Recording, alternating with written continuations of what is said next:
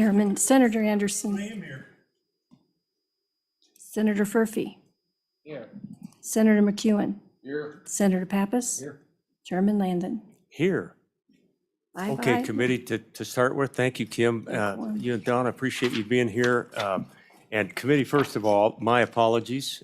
We stepped out of bounds a little bit on the way we conducted the meeting the other night. We did not have three of us here at all points in time.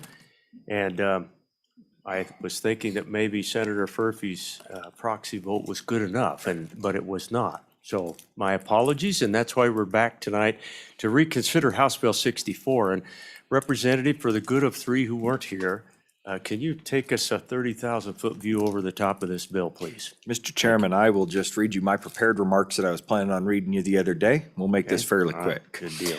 Mr. Chairman, I bring you before you today House Bill 64, Vehicle Service Contracts. Brought this bill during last session and ran out of time to get it through the process.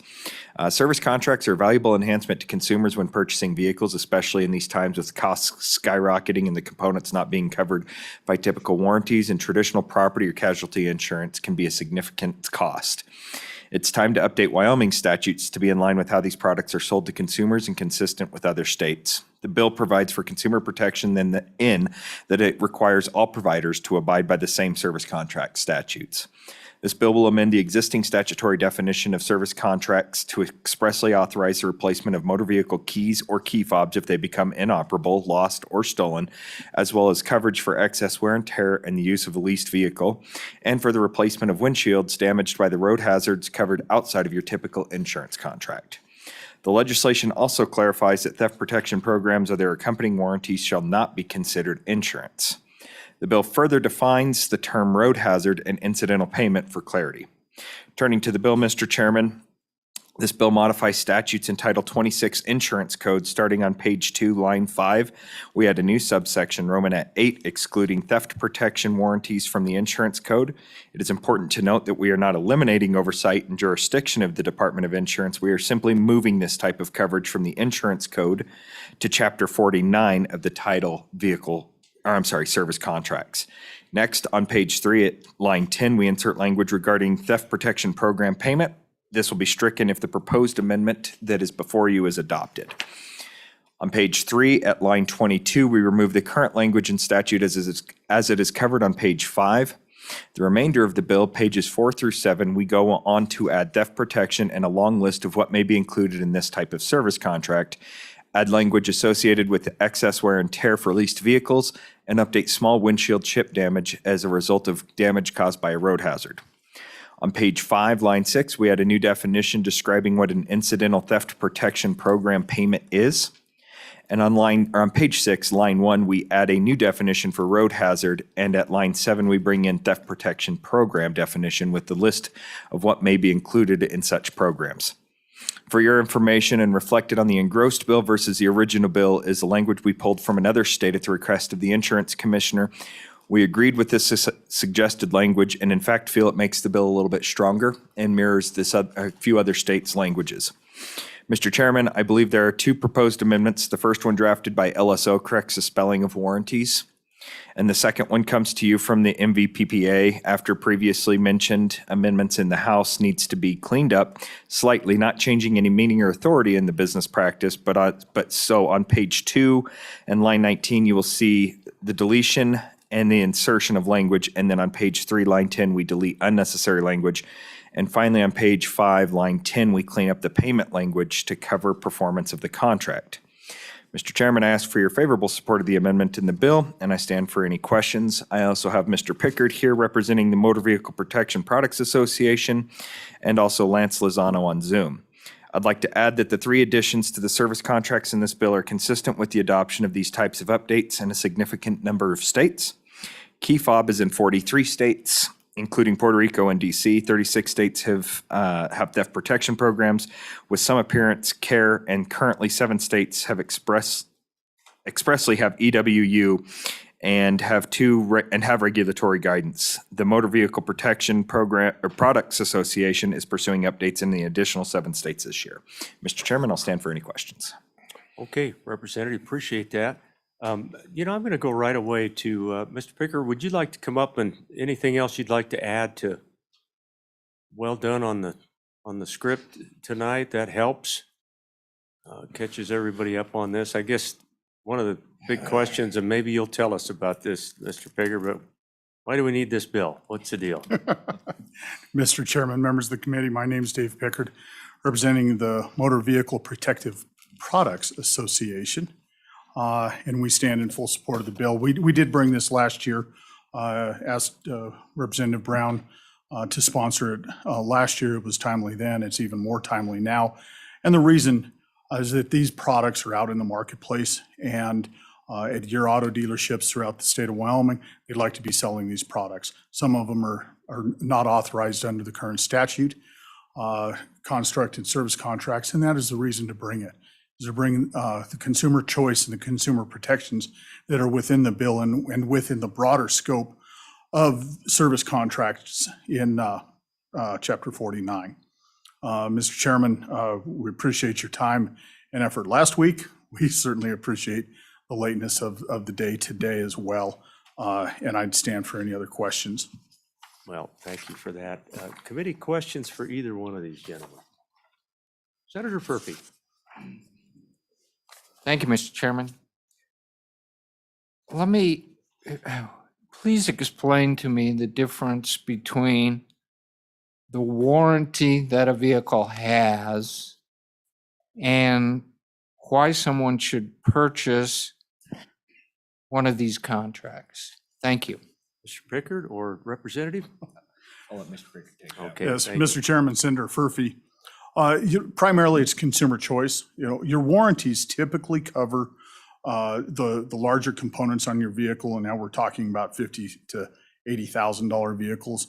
I know that some of the extended warranties that outside of the manufacturer's warranties, the extended warranties are much more expensive.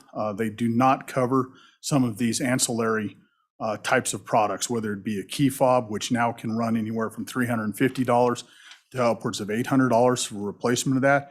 Your typical vehicle warranty does not cover that. And your typical property and casualty insurance contract that you have through a typical carrier doesn't cover that type of loss or damage. There's a lot of other aspects on the theft protection warranty products or the theft protection program products. What you're looking at is, if your vehicle is stolen, these products can come in, and if you've had the etchings done or a low jack system installed or a GPS tracking system, those cover those products that are being sold at the dealership that are in addition to your regular P&C coverage if your car is stolen. So it does provide for some protections, as an example, that will pay your deductibles if your vehicle is stolen. In addition, on the extended wear and use, this is somewhat of a new product that has been out there on the leased vehicles. And what it does is cover precisely what it says, extended wear and use that are outside of that mileage contract that you have with the dealership, and you turn your vehicle in after 3 years, 36,000 miles, and they come back and say, you've got some cigarette burns, you've got chipped windshield, or you've got frays in some of your seat components. This type of coverage is, again, just an added protection for the consumer.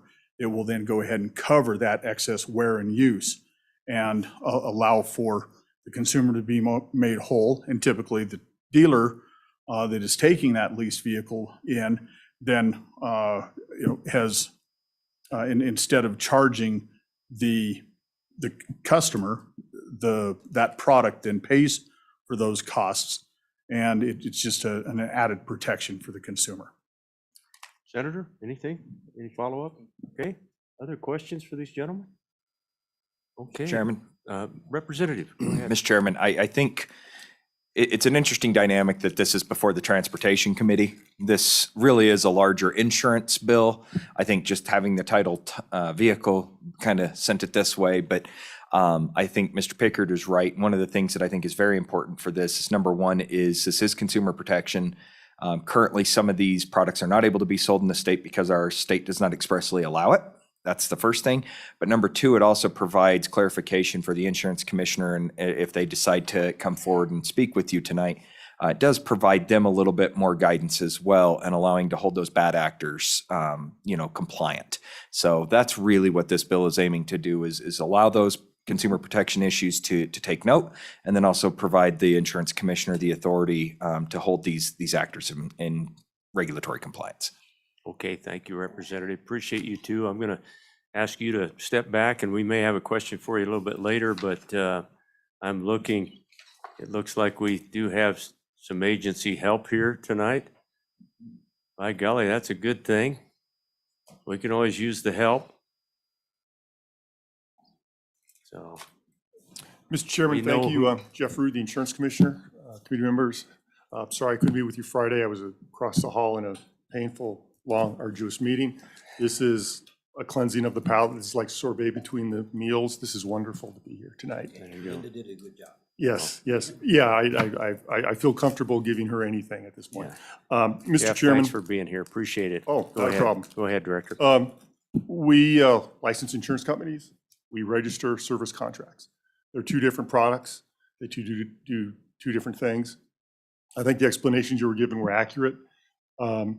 This just allows these few things here to be now considered under the service contracts. We worked with industry a little bit, tweaked a little bit of the language. They're receptive to it. We really have no concerns. I'm just happy to answer any questions you may have. Director, thanks. That gives us some assurance. Appreciate that perspective. Anything, committee, for the Director? Thank you so much. Appreciate it. Do we have anybody else that would like to come forward? And we'll continue on with public testimony, and we probably have somebody online. Not any longer? Okay, good. Okay, any other public comment? Okay, we're going to close public comment. Moved by Pappas. Seconded by McEwen. And let's work the bill committee. We do have a couple of proposed amendments in your packet. Chairman, Senator Pappas. I'll move one that's developed by staff. Okay. Dealing with the warranties. And that is proposed amendment number 1 to House Bill 64, which basically corrects the spelling. Is that right?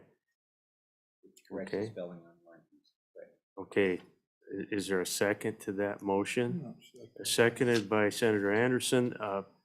Discussion. All in favor of that proposed amendment, say aye. Aye. Any opposed, no. That amendment passes the committee. Or on the other proposed amendment, Senator Pappas. I also move the amendment that was provided to us by the Motor Vehicle Protection Products Association. Okay. Dealing with the incidental theft protection program payment language. Okay. Do I have a second? Senator Second. Furphy? Second. Senator Furphy seconded that one. Discussion on this one. Are you ready for the question? All in favor of that proposed amendment, please say aye. Aye. Any opposed? No. Okay, that amendment has also passed. We are back on the bill.